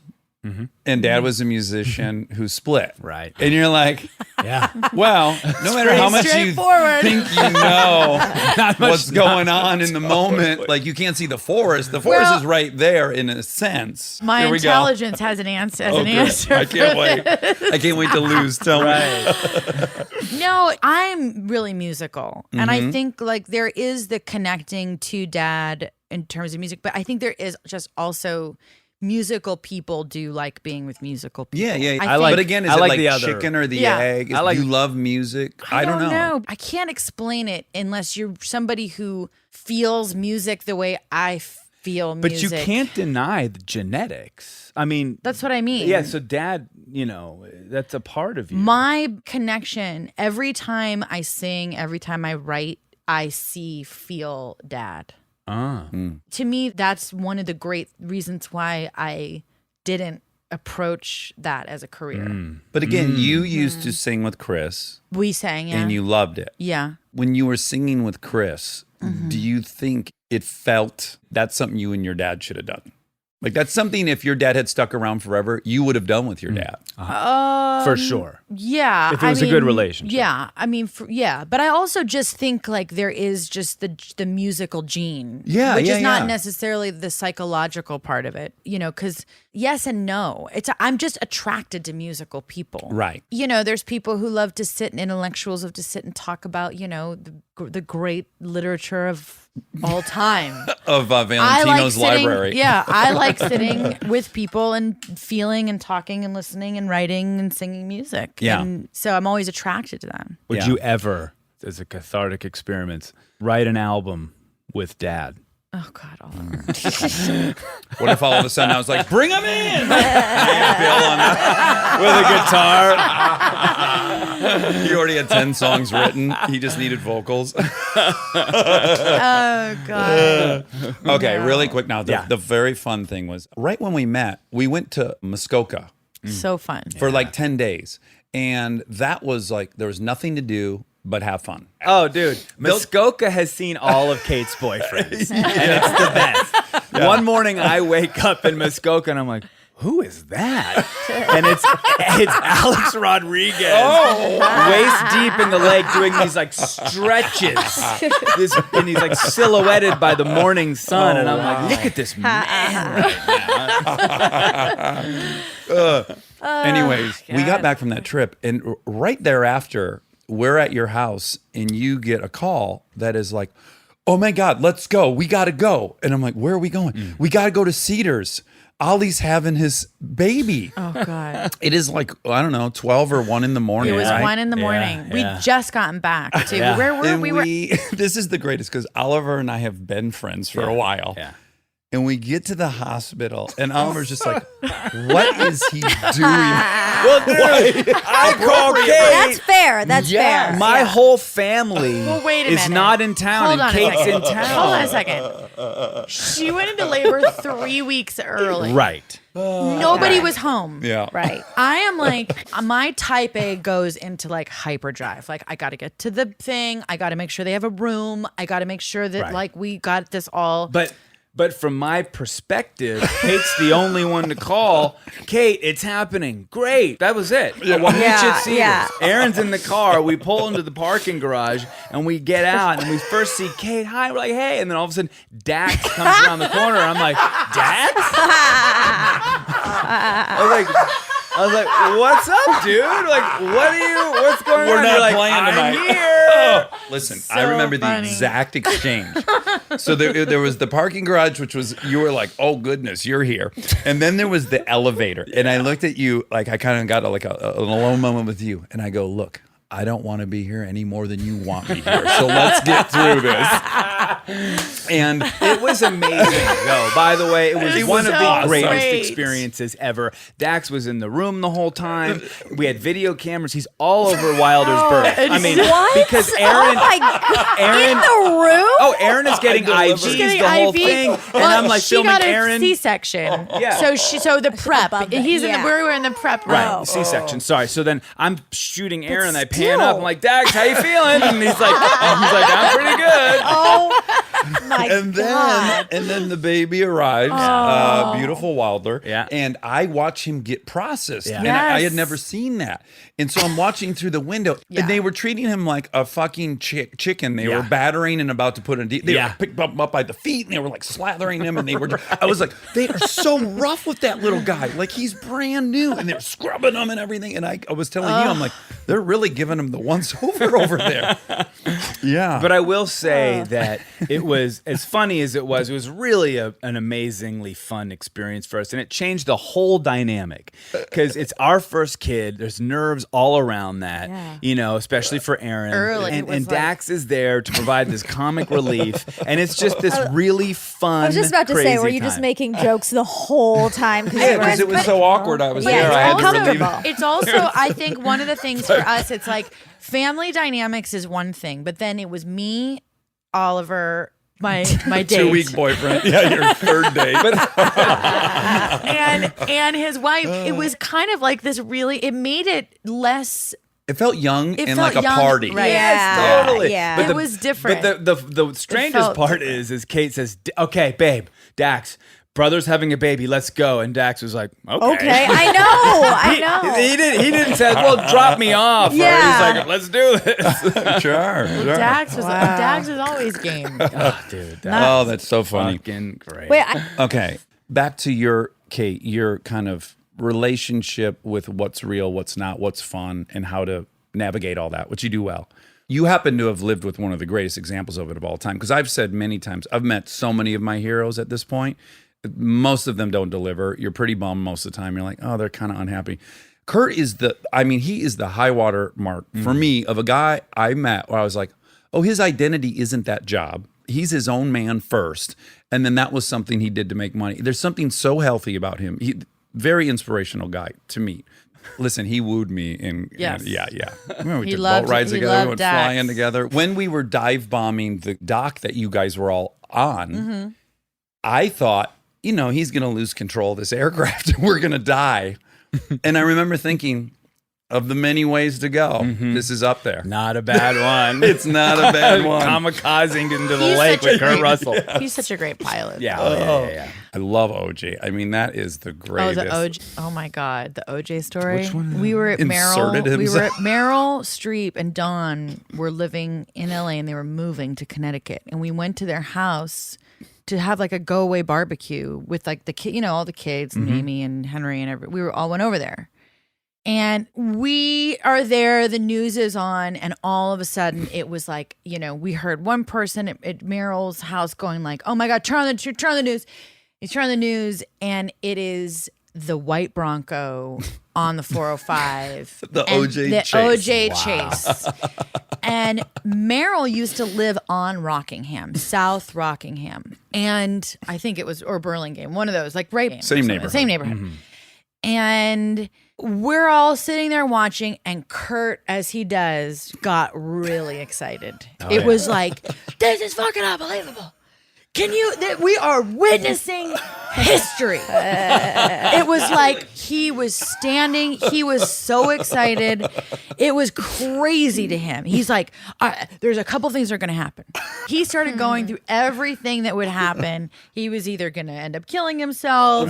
They were going to end up, they're driving to Mexico. And then there was a moment where they're on the 405 and Kurt goes, he's going home. He's going fucking home. And he's like, done. And he turns to Meryl's husband and he's like, we gotta go. And they walk to OJ's house. They leave. No. They leave Yes. watching the news coverage. And then Mom and Meryl were like, you got to be careful. Like, we don't know what's happening, right? They go to OJ's house, which is a couple blocks away. And we're watching the news, and you see like Shapiro, and you see what's his Kardashian, name? maybe? Yes, like Kardashian. yeah. And all of us, it's all roped off. No. And you see No, Paul. no. Yes. I don't know this story. See I don't know. him. We saw him, and he's shaking hands with like Shapiro or one of those guys. And we're like, oh, there's Paul. He inserted himself He as the literally biggest is like, news story he's of the like, century. And Kurt, he's probably like, hey guys, this is crazy. But that's what happened. The best part and is then Kurt comes back and he's like, yeah, got to see like, the guy, like, and Mom and Meryl were like, you're insane. Real story. In his worldview that like gunplay was a 50% chance. In his worldview, he's like, this thing's probably going to end in gunplay, and I still am going to be right there. Oh yeah, of course. yeah. Oh like, yeah. Shit's going to go sideways, and I need to have a front row seat to it. Oh my It God, was I've so never funny. heard that yeah, story. It was a real story. That's Paul. Like in his mind, he's like, "This is history. Yeah. I need to Yeah. go towards be a part of it. Be a part of Absolutely. what's Yeah. happening. Yeah, here. It's yeah, right yeah. down the street. I'm the neighbor. Oh, I love it. Yeah. Okay, but what's the name of the podcast again? Sibling revelry. Right. Yeah, it comes out today. Today. Yeah, look for Today. great. Sibling Today. Revelry. Chelsea Handler and her sister so far. Our friend Tay Diggs and his brother. Jimmy that's fun. Kimmel. Jimmy his Kimmel, brother. his brother. And we've got a bunch of cool experts. We're medical. Dr. Shafali from Dr. The Conscious Shafali. Parent. Medical medium is coming on. We've got The Mentalist. Yeah. You know who was great was, I don't know if you know this comedian Bobby Lee. Oh yeah. Love him. So he was on the show that I just did, and Bobby Lee and his brother. It was so phenomenal. Their life growing up was so unbelievable. Crazy. And we had this moment at the end where Bobby told his brother like how he felt about him. I and asked. had never, Kate prompted it, and you'd never heard his brother speak to him this way. I said if there's one thing that you could say to your brother that you'd always want him to feel and know about himself, like what would it be? that he might not know. Yeah. What do you know about your brother that he doesn't know himself? And it was so beautiful to watch these two comedians who are fucking nuts. Yeah. Totally not. Just Yeah, slow down that's a little bit lovely. and talk. Man, What's I so mean, nice about that is I don't know if you guys experience this, but my brother will rarely give me a compliment like to my face, but I'll run into people. They'll be like, "Oh, your brother said this and your brother said that." Like I'll go, "Oh, wow, he's proud of me around town or to people." Right. And that's the only way I really hear it. Yeah. And it is a We're like we're a little gushy, yeah. types. Yeah, no, we are, but it's not easy. It's like we were talking about before that to be vulnerable and to say to Kate, this is how I feel about you. It's for me, it feels. I'm like, oh my God, am I really saying this right now? I want to, but I'm like, there's so much potential damage, even though that's a narrative and it's bullshit. Yeah. But there is so much potential damage by speaking the truth. Yeah. For me personally, that's one of my big shit. That's one of the big things I'm working on in my life, But it's fun bringing it back. It's fun to have these siblings come on, and there's an openness that seems to have happened that we weren't counting on. One of the great things that happens every time is Oliver always asks, like, did you ever have a moment where you were jealous of like where your sibling was going? Like Because you're usually- famous. Yeah. Right. And without like hesitation, every sibling will go, oh no, I was like so proud. I'm so excited for them. And And Oliver's Kate's like, see? Oliver's like, oh, come on. Come on. I'm like, Oliver, this is your issue. I want Yeah. someone to connect with me, But too. I'm surprised that that's always the answer. Yeah, no, Yeah. every time. Interesting. I think some of them are lying. They I do must be. too. A little bit. No. Really? No. I don't think so. I think it's coming from a really honest place. I think Oliver just particularly holds on to these Someone will agree with me things. At some point. Yeah. I project endlessly. Oh. It's like that's where I start. It's like, really, you don't have any problem with like drinking? How often do you drink? Like, you can't be this charismatic and not have a drinking problem. Yeah, Like, exactly. how can that happen? Come on. I mean, you have a sex addiction, right? Right, you like to fuck. Everyone's You like, sex. to, you like to fuck too much, Right, right? right. They're like, no. It's like hard for you not to fuck all day, right? Our guests are like, no. There's some good deck stories that I didn't reveal on this yet. Oh man. But I don't think I'm allowed to say them. What are they? Well, because it's kind of like this climate. I don't know. We can talk about some of the things. That, If it's our story, sure. really? Yeah. But Give us one. Yeah. okay, well, one thing that So excited. Okay, well. there was a couple. There's one that I'll never forget, which is one of my favorites. There's a particular girlfriend that I had. She always seemed, we don't talk much anymore, but every friend that we have, it was like if you had a boyfriend, she was always like so affectionate with the boyfriend. This could be oh one my of God, we were 10 in New stories York in your apartment. and I was cooking and there was the kitchen, the dining room, and then you were watching television in the living room. And Juliana, my friend, goes, "You have to go look at what your friend is doing with Dax right now." I go out, and Dax is sort of lying on the sofa. And he's lying there as stiff as a board with his hands as if like, I'm not. Do you remember this? No. Oh my God. I had a boner? And No, you no. were trying to be Thank God. Your body. Oh You my were- God. No. stiff as a Jeez, board. I got so no. nervous. No, he's your body. You were like shoved not to on move. this, trying not to move. And my had a friend was lying on top of you, literally watching television with you. What? And I remember coming out and I said her name. I'll say Jane for Sure. sake of Yeah. it. Jane. And I remember I had an apron on, no joke, and a cooking spoon. And I remember going, Jane, what are you doing? And she looked, and Dax looked at me, and I don't know how to, but Dax was like, I don't know what to do. And she's literally like lying on top of him. But you were very respectful. Well, it was and you almost, were very sweet because you didn't know what to do. But I don't, it's almost like when you a don't kid, remember this. you'll go to like a party That with is your so kids, right? weird. And one of the So kids will weird. just be crazy affectionate with you. And you're like, I don't really know. I don't want to make this kid feel weird about being Right. so affectionate, but this is way too much affection for us as strangers. Oh, yeah. I think I was in that feeling that way. Dude, so real quick, there's this kid at my daughter's preschool last year. Every time I came in, he would run to me and want me to pick him up. So I'd pick him up and I'd hold him. And he'd touch my face. He'd be Oh, like, yeah. beard? Beard? And he goes, lips. Oh, wow. Lips. And I'm like, yeah, okay. And I like try to put him down. It's the same situation where I'm not like, trigger any. no, I don't want to feel Yeah. him, but I'm like, okay. And you don't want it's other people around to parents- think you have this thing with this right. little Like child. I've coaxed him to sort of weird. do yeah. Oh, and your own kids do too. The other night we were laying in bed, and my 4-year-old comes in, and we're laying in bed, and she comes up into my ear, and she goes, "Daddy, can I scratch your butthole?" And I go, and I'm like, okay. I don't want to make her feel weird about this because it's clearly not a sexual thing for her. I can't imagine why she wants to scratch my butthole. Sounds And- like a shepherd. And I Yeah. go, you know what, hon? I think I'm too insecure to let you scratch my butthole. Is that what you God. said? Yeah. Wait, can I ask you a question? Do Yeah. you still have a propensity to get naked?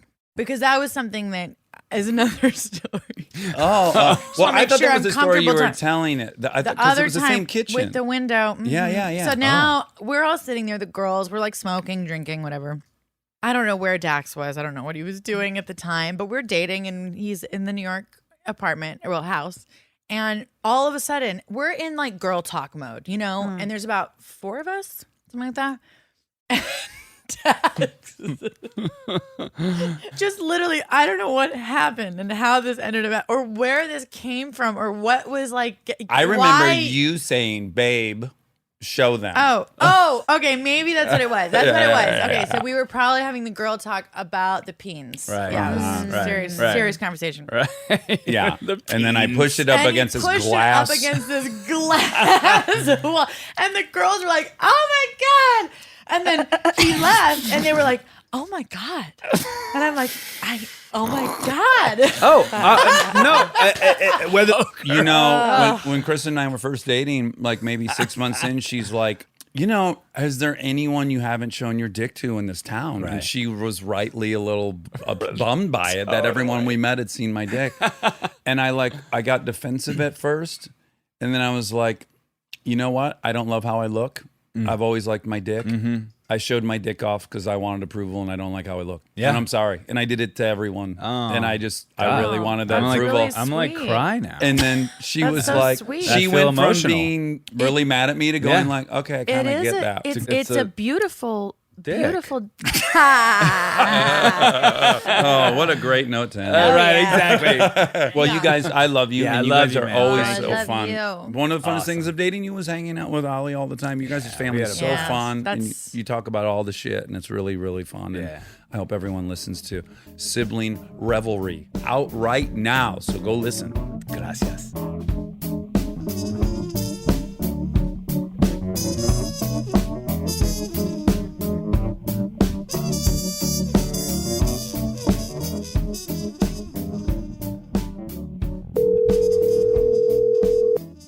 Hello? Is this Camille? Hi. Hi. Neil, it's Monica and Dax. Hi, Monica and Dax. Hey. This is very surreal. So it was your 30th birthday, we understand, and your husband bought you a left-handed mug. Yes, my husband and his family. I need to throw them in there too because I hit the jackpot with my in-laws. So they got together and they purchased a mug pretty much primarily to help spread awareness about my son's genetic syndrome that he was born with. What's your son's name? His name is Jackson. And what is his genetic disorder? It's called 22q11 deletion syndrome, and it is the second most common genetic syndrome that most people have never heard of. So I heard deletion. So that means we're missing some genetic material. Is that the case? We are. On the 22nd pair? The 22nd chromosome, and then it's on the Q11.2. That's the location. Uh-huh. So it actually has a lot more names. DeGeorge is one of them, velocardiofacial syndrome. The list kind of goes on. And so the material that's at that loci on the 22nd chromosome, what information should be there that's not there? Well, it's really hard to tell. There's actually there's like maybe around 200 symptoms that can go along with 22q11 deletion. That's why it's so hard to diagnose. And so people are realizing that all of these symptoms, when they, go in and their kids are just having a lot of issues, they're realizing all of these symptoms are actually linked to one syndrome specifically. And now that people can actually get their genome mapped, is that helping with identifying people with this condition? To some effect. My husband and I had to go through genetic counseling. Well, we didn't have to, but we did go through genetic counseling ourselves as well. And the technology is definitely becoming more accessible, but it's still very expensive. And so a lot of families are self-diagnosing on the internet and then going to their doctors because a lot of times health professionals and even teachers haven't heard of this syndrome before. Yeah. So it's really difficult to provide services that wrap around for a child or even an adult's care because a lot of times people aren't even diagnosed until they're an adult. So in general, is it developmental? How is it displaying itself in Jackson? There's a whole list. And so for Jackson specifically, and it's just easiest to give one example, is we found out when I was still pregnant around 24 weeks, and we saw a heart defect. Mm-hmm. And he had an interrupted aortic arch and VSD. And because of his specific heart defect, our cardiologist was in the know enough to suggest that we might want to go through genetic testing to see if he had what she called the DeGeorge, which we later have come to find out people are trying to call 22q11. Right. And so he has a whole host of other issues that we've been dealing with. He's followed by maybe 9 to 11 specialties throughout his life so far. He has the heart issue. When he was born, he had low calcium and also a low immune system. Part of his thymus was missing, which is the place in the body that really helps boost your immune system. It essentially educates the body on how to fight off illness. Growth hormones are something. Neuro and psychological delays are sometimes associated. There's kidney, GI issues, learning. There's some mental health issues that come later on in life a lot of the time. Yeah. And when you have a diagnosis, you have no idea what you're going to get. Yeah. So it's a kind of a spectrum disorder. And I would imagine there's not a ton of funding for research and treatment for this. No, because this is the first time I'm hearing of it. And, exactly. And I fancy myself a real medical genius, as you know. Where? I was so nervous about making sure no one had to do a fact check for me. So I would imagine there is a foundation that you believe in that you think's doing good work for these kids. Yes, absolutely. So there are a few foundations and a lot of them are popping up, but we decided that we would really like to donate money to the 22Q Family Foundation. Where would people find 22Q Family Foundation? On the internet? It's online. Yep. They have a website. You can go there and learn all about the syndrome as well. The Family Foundation specifically, they focus on a lot of education services and scholarships. They work with kids and adults who have 22Q for career counseling and IEP counseling.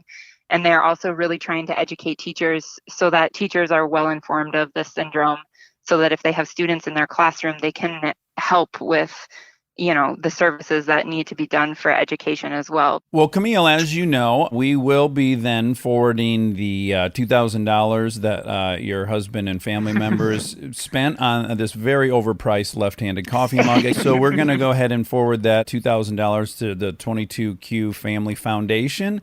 And That's awesome. We really appreciate you bringing attention to this, and we wish you a ton of luck with Jackson, and we also hope you have fun in Montana. Thank you. I so appreciate your kindness in helping me raise a little bit of awareness. Yes, and happy 30th birthday. Thank you. Best birthday present. Wonderful. Well, nice talking to you, Camille. Good to talk to you both. Thanks so much. All right. Bye-bye. And now my favorite part of the show, the fact check with my soulmate, Monica Padman.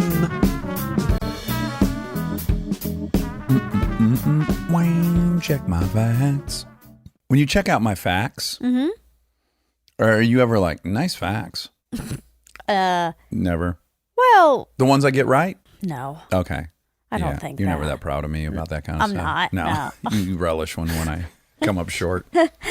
Every now and then I'll think like, oh, he was right. Oh, wow. But that's really what happens. You're Oh, shocked. he was right. Okay. Next thing. Moving on. Next up, I was talking to my mom last night about you, and I was telling her that I am a mere player in your father's virtual reality. That's what I was explaining. Oh, to her. yes, we... Because when I sent you that text, I had accidentally sent it to my mom. Did I tell you that part of no. it? Think about my mom getting this text that said, oh my God, I just figured it out. I'm an actual avatar in your father's virtual reality. Now, her father's been dead since I was 12. So I don't know what she thought of that text. Whoa. And then I wrote back, oops, sorry, that was for Monica. And then I felt obligated last night to explain it to her. Do you want to tell everyone about it? I mean, no one knows what you're talking about. So you have a theory. So generally, well, people are pretty aware of this notion of that maybe we're in a virtual reality. I think Elon Musk is the one who really got it into the zeitgeist, right? Yeah. He thinks he's in a virtual reality. I pointed out, I doubt someone who digs latrines thinks they're in a virtual reality, right? That was kind of my takeaway, is that, yeah, people who have gotten too much good fortune feel that way. I've gotten too much good fortune, so it seems plausible. So, I've sat around and contemplated whether this is a virtual reality because things are suspiciously good for me. Yes. But what hit me the other day was I was just sitting around thinking about a show, as I do, and I was like, God, think about his life. He grew up in India. He came here when he was 20-some years old, and he created a great career for himself. He got married. He had these two beautiful children. One of the children's moved to Los Angeles. She's become rich and famous. And her coworker might end up introducing Ashok to Amy Klobuchar. Yeah, my dad's favorite politician. He's obsessed with her. And I have made it one of my goals to introduce him to her. I'm not sure how I'm going to do that yet, but it's on my list of things to do. Oh, man. So as I was contemplating how I'm going to get those two together, I was like, oh, I'm playing a role in his virtual reality, in his simulation. Yeah. And it makes so much more sense. But what I was shocked by is like, how cool the simulation gives me a whole story. Like, I really believe I'm alive. Yeah. It's a really complex simulation. It's hard for me to wrap my head around this. Your dad is hooked to a machine in some other place. Right. I don't know what that place looks like. Is it look like a Costco with no merchandise and just humans on the shelves? Uh-huh. I don't know what it looks like, but your dad is hooked to this machine and it created this reality for him. Yeah. And I'm simply one of the characters so in it. you, Dax, I'm not doesn't hooked to anything. exist. No, but the VR is so good, the simulation is so good, which makes sense. The characters would have to believe they're real to do a good job. Sure. So I think I'm real. Or when they pull the plug out of his head, I'm going to disappear. How do we know if we're in my dad's or if we're in mine or yours? I'm inclined to think I'm in your dad's. Why? That's my new conclusion. I mean, he left one place and came to another. And, he's got a whole like Iliadic kind of journey, a saga. Mine doesn't. I left Milford, Michigan, and now I'm here. But you kind of escaped all this trauma, and then you had sobriety. All sounds a little too storybook now, doesn't it? Oh, so my dad invented that too? Yes, For you? the architect of your dad's So who's the simulation. architect of my dad? Is One it of my two things happened. Your dad either lived some other life in another area, Okay. and then as he was dying, they hooked him up to this machine, and now he's just living in a simulation. That's one option. Two, he was born in the simulation. His body's been being used to create BTUs like the Matrix. He's just a source of energy. Okay. In which case, he's never had a real life. He's only had the virtual reality life. Right. So I don't know who the architect is that owns the Costco warehouse. Yeah, where who your dad's is body that? Who's owning my dad? Probably Elon Musk. Oh, wow. Uh-huh. Okay. Because even if he was the architect, his own ego would want. He'd He put has to be himself in the Yes, simulations? kind of like God. Like he has an ego like God does. Wow. I hope all this is true. Yeah. Wouldn't it be cool? No, I love to think that I like That all you- these things I did were real. That you're real? Who Yeah. cares? What's the difference? You're right. Who cares? A nihilist point of view. Who gives a shit? What does it matter? These little monkeys stayed busy until they were died. And not even real monkeys. Fake virtual monkeys. Weird. So we had Kate on. Kate and Oliver. Gary. Kate and Oliver. Kate and Oliver. Kate's middle name is Gary. I wish I would have brought that up. That was Yeah. probably the coolest thing about her, I thought, when I met her, was her fucking middle name is Gary. Yeah. That's a cool middle name for a girl. And do you know why? I think after her uncle. Wow. Yeah. I think she's named after her Is uncle. her name Caitlin? Not to my knowledge. Her name is just Kate Gary. Hudson. I'm not positive about that, but I think so. I know the Gary part is Let me look for it up sure. right now. I'm going to look it up to see if it says it on Wikipedia. I wish you knew because you did date her. Mm-hmm. Okay. It just says Kate Gary Hudson. There we go. It does I not bet it is say that. Caitlin or Catherine. Yeah. Are most Kates a Catherine or a Caitlin or whatever Kate you is just- a short name. Yeah. Well, yeah, there's only 4 letters in it. Kate Yeah. is short for Catherine normally. Oh, okay. I really didn't Or know this. Caitlin. You're saying it's like Bob and Robert, which, by the way, is so stupid. Well, it's actually You can't change the first letter of a name. I know. I don't like. It's not like Bob and Robert. Kate is literally short for Catherine. Right, but what about back to Robert and Bob? Okay, yeah, we don't like that. That would be like if your name was Thomas, but you went by Tim. Yeah, or Bomb. I guess they do it in Thomas, because you don't go by Thom. Well, no, but it's not Thomas. No, but it is Thomas. I know, but that's just spelling. It's not. You're not changing the sound. Right. Thomas. I think people in Spanish-speaking countries that are Thomas are Thomas. No, they're Tomas. Okay. Tomato. Tomato. And is Gary generally the nickname for Gerald? No, that's Jerry. Jerry. Yeah. Or do they switch it to a J? Yeah, sometimes. Oh God. Sometimes it's switched to a J. No, I think Jerry that's a J is just Jerry. Or Gerard. Gerard's a G. It is? Yeah. Oh. Or Gerald Butler. That's Gerald Butler. That's Gerald. Yeah. And Gerard that's Butler. Gerard, yeah. Yeah, not Gerald Butler.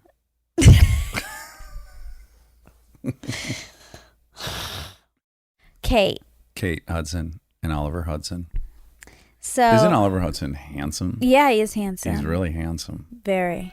He's very effortlessly handsome too. It's not like he looks like he manicures himself. No. It's not like he puts himself together so well that you're like, oh, this guy's debonair. He just is effortlessly handsome as hell. Yeah, he was charming. Mm-hmm. Yeah, and cute. You can tell he's fun as hell. Yeah, he seems fun. I used to hang out with him a ton when I was younger, and we had so much fun. I know. Kate, was it weird or no? Well, what was weird is on the way here, I was like, okay, well, we dated. I'm not going to try to pretend we didn't. That'll get acknowledged. But I don't think it'll be an exploration of what our relationship was like. But then I thought, but Oliver's going to be here.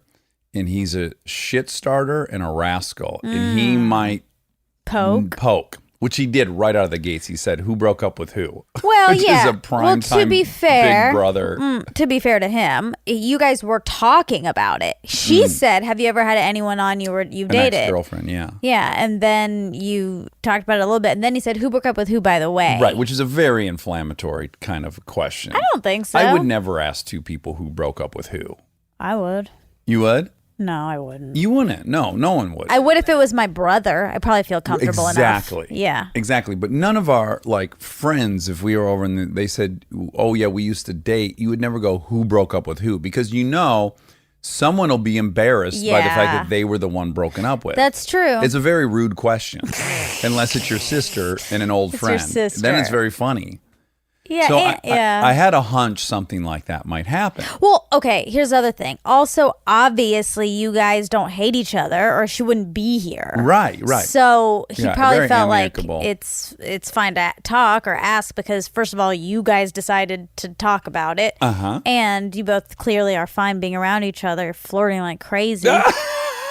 So I might as well ask. Did you feel, because you haven't seen each other in a long time, right? It's been a while? or No, I bumped into her maybe a year and a half ago at the Supercross race. And then before that, I saw her baby to baby. I've probably seen her Okay. once a year. You've seen her, Yeah. but you haven't like spent a legitimate amount of time together. No, we probably and- talked for 5 or 10 minutes at the motocross race. Okay, and we yeah. probably talked for 5 or 10 at baby to baby. Right. Yeah. Right. So I guess my question is, when you're in this environment, in an intimate environment, Uh-huh. does it like trigger those old feelings? Not in a like infidelity way, but No. not in a betrayal way, but in just, oh yeah, I remember what it's like to be with her. That was fun. Yeah, but as I discussed in the podcast, I'm more reminded of how I felt when I dated her when I see her, which I didn't like how I know. felt. Yeah, I know. So, yeah, that's how I feel. Yeah, it's just interesting. It is interesting. And you don't think there's just like a little thread for both of you? I mean, I think that's very common with people when they're knowing they're going to see an ex-girlfriend or boyfriend, that there's like I want them to feel like I got away. Oh, like I got away? Yeah. Sure. Yeah, on some ego level, I Yeah. would love for her to feel like I got away. Yeah. Yeah. But again, all my other relationships, this is the only relationship, it's unique in this category that my other relationships, I didn't feel bad in them. Right. I never felt bad in any of the other relationships I've had. That's the only relationship I was in that I felt bad in the relationship. Yeah. I felt less than, and I felt not worthy and shittier than, and all those things. Yeah. And I don't miss that. Right. There's no nostalgia for me about that. I was going to say that I initially thought, oh, I will not deny we dated or acted like we didn't. That's public knowledge. Yeah. We'll have to address that. Oh, Oliver might fuck with us. Mm-hmm. So I better actually be prepared to know what I would say about this. If I have to sum Totally. up this relationship we had in front of the person, Yeah. I better know what that summation is in my head. Right. And if I was caught off guard, maybe I would have maybe been inclined to just start listing the reasons I thought we broke up, which would have probably been very blamey to her. And I didn't want to do that. Yeah. Yeah. I don't want to do that about anyone I've broken up with. Right. So, What's the point of that? yeah, I'm not working on them. I'm working on me. Mm-hmm. Even now, if you ask me publicly why Bree and I broke up, I'm inclined to give you all the reasons that I failed. I have opinions of things she could have done better, Sure. but I wouldn't be apt to share those. Yeah. Or if we ever even talked about it, I don't even think I'd bring them up to her. Right. It's almost not my business. My business is my stuff. Yeah. I Anywho, think that's true. so it was a very unique, interesting conversation Yeah. to go through your relationship Yeah. and talk about why it wasn't a match. Yeah. That's weird. Very weird. Yeah. And cool. But I found interesting. I just You're made, really digging in your because I pants. just Are made you- a pocket. Are you playing I pocket? made a pocket. Are you playing pocket pool right now? Are you diddling I yourself? never. No. They're silky pants. If I was wearing silky pants like you, I would be fucking diddling and poking and squeezing my genitalia the whole day. This pant didn't have a pocket, and And I you just just made ripped a one. hole in it? Or was it sewn shut? I think it was sewn shut, and I just I have that with some of my dress slack. Is it meant to be unsewn? Yeah, so a lot of my dress slack come with the back pockets sewn. Yeah. But there is a functional pocket inside. Yeah. And then I rip that stitching out with my fingers. Yes. And then I poke around in my butthole I've always like you're doing. I've always been upset about these pants that they don't have pockets, and now they do. Oh, great. So you just solved a big... I did. How distracted were you with your pocket exploration? Because we were talking and I kept looking down. You were like digging and digging and you were really concentrating. I could do both. You can do both. I did both. So listen, it was interesting for me because I feel like I know you so well. Mm-hmm. And then she came in. She just represents a portion of your life that I don't know and feels weird. Mm. It just reminds me that I don't know you Like, at did you all. feel like you were time Never traveling? met you before. Oh, boy. That's how I feel. Did you feel like you were time traveling back to when I was dating her and observing us dating or something? Well, I mean, a tiny bit. Like, oh, this is how they communicate. Oh, sure. Communicated because this is how they communicate now. And you guys do have a flirty energy. So I felt like, oh, they probably had a really flirty, fun Playful. time. But also, it's just like the stories and all these things. And I feel so out of the loop on all of that stuff. It was all just happened in another chapter you never read. another entire chapter that I had nothing to do with. We got to get someone in here that I partied with. If you really want to see the other chapter of my life, we need to get someone in here who really... Yeah, I mean, I love learning about your life and I love hearing stories and stuff like that. It makes me feel like I don't know you as well as I thought or something. Or something like that. Or I'll never know you in those ways, which is fine, but yeah, just weird. Well, I'm now trying to imagine being you, okay? So you have a guest that comes in that you dated when you were 27.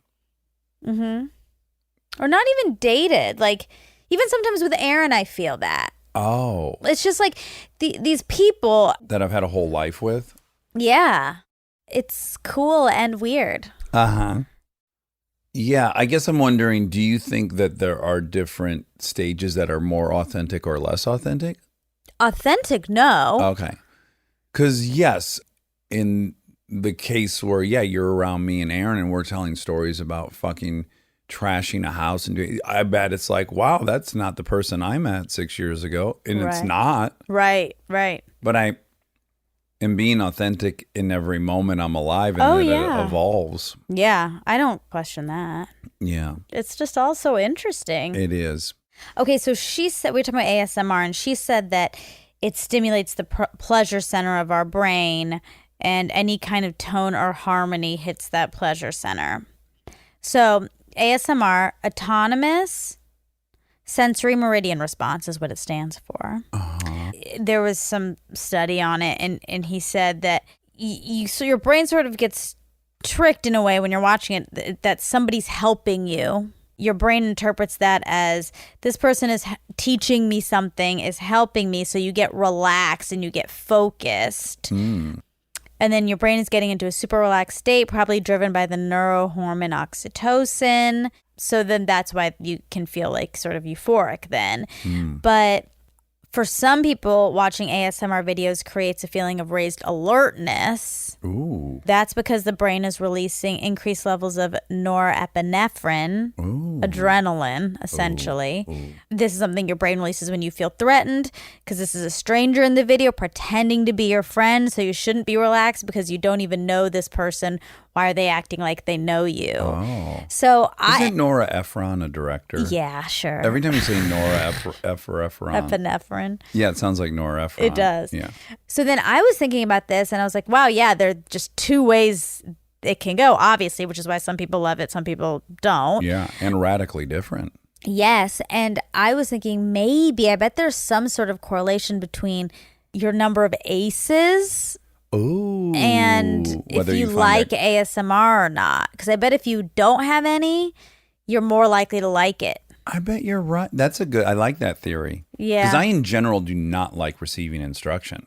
Yeah. It just takes me You right hate to it. stepdadville. Yeah. So I wonder if you're watching those videos, if that's how you would perceive it, as like they're pretending They're to like know petting you in a hairbrush. way. They're pretending to be intimate with you. Yeah. And so if you're a person that feels like people could take advantage of you, which Yeah. you do often feel, I do. then I think you'd be a little bit more on the alert scale than on the calm scale during those things. Mm-hmm. It's I don't know. So you said Malcolm Gladwell's new book is about how fallible memory is and how it works and how we're bad at memorizing what happened. Mm-hmm. The book is on strangers and the dangerous assumptions we make about them. Mm.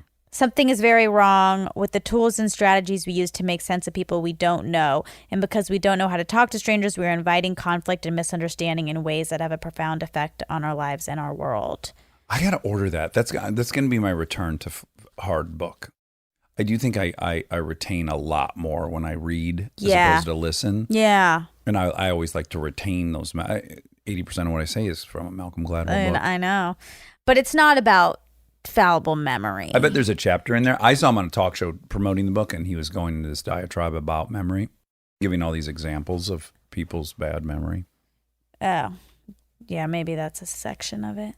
So she told the story about Valentino's house. Uh-huh. He was telling some old story about how there was a red rose in that garden and that was bad, and how like you're not supposed to have red roses in real gardens. But then I couldn't find any like myth about that or any Italian lore of gardens that like you shouldn't have a red rose or anything.